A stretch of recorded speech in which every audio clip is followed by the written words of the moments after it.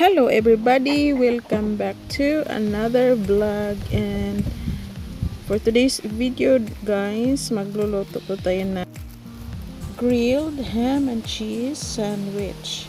So ito na po yung ating kakailanganin, butter and whole wheat bread. Itong video na to ay hindi sponsored, so yun lang, hindi sponsored.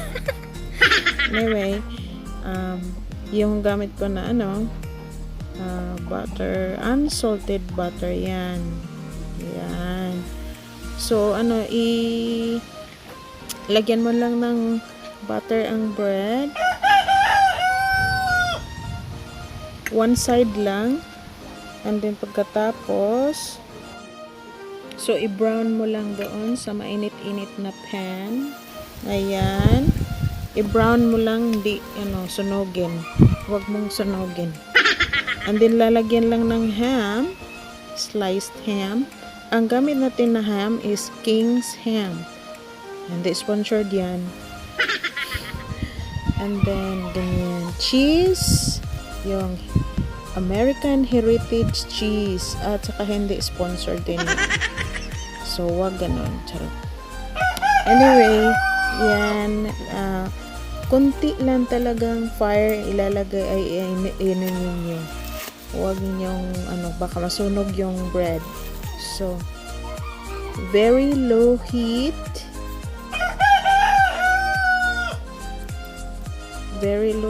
lang. Ayan, nasunog tuloy, charot. So ayan, brown na siya. Anyway, gusto yan ng asawa ko ganyan. So ayan, i-brown lang natin, at ito na, luto na siya. Super crunchy and moist and cheesy inside. Delicious. I hope you guys like grilled ham cheese sandwich. And yan, tingnan mo yung cheese, nagme-melt siya. Super simple. Ayan, tingnan niyo yung cheese, nagme-melt. Ayan, super init pa yan. Masarap. Slice niyo lang ng half para matriangle yung bread. Ayan, sarap. Ayan, super delicious. Gusto ko na talagang kumain, pero nagluluto pa ako ng isang batch.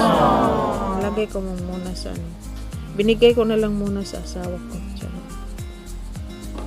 Ayan, tingnan nyo guys, brown. Ito po yung second batch. Ayan, cook yan, nicely brown, perfect. Kasi hindi ko na namatyagan na super lakas pala ng fire noong una. Anyway, lesson learned. So ito na guys, luto na siya. Ang sarap-sarap. Super crunchy grilled ham and cheese sandwich. You can't release it. Yan, look at that. Yan, super sarap. So thank you guys for watching, and I will see you on my next video. Bye bye.